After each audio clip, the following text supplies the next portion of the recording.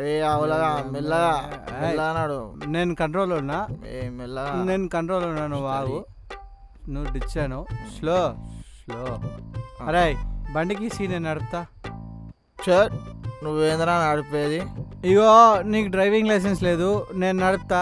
నాకి సరే ఈ రెండిట్లో మన బండి చెప్పరా. ఇది మనది కాదు. ఇదే కదరా మన బండి, ఇంత ఉంది.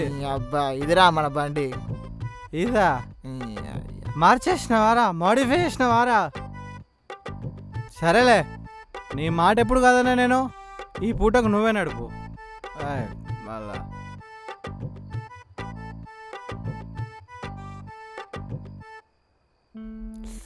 అబ్బా ఈ టైంలో పెట్రోల్ అయిపోవాలా? టైంకి క్యాబ్ కూడా బుక్ అవ్వట్లేదు. ఎవరు ఈ టైంలో ఎవర్రా ఈడ అమ్మాయి ఉంది?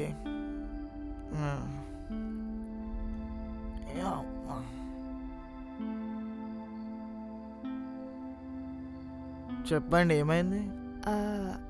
యాక్చువల్లీ నా ఫ్రెండ్ బైక్ తీసుకొచ్చాను. సో దారిలో వస్తుంటే పెట్రోల్ అయిపోయింది.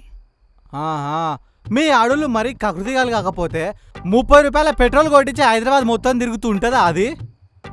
హలో, నేను ఫుల్ ట్యాంకే కొట్టించాను.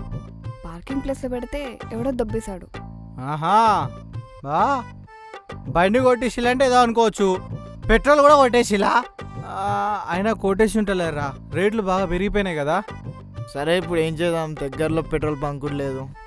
నాదొక ఐడియా, మీ బైక్లో పెట్రోల్ ఉంటే నాకు ఇస్తే నేను డబ్బులు ఇచ్చేస్తాను.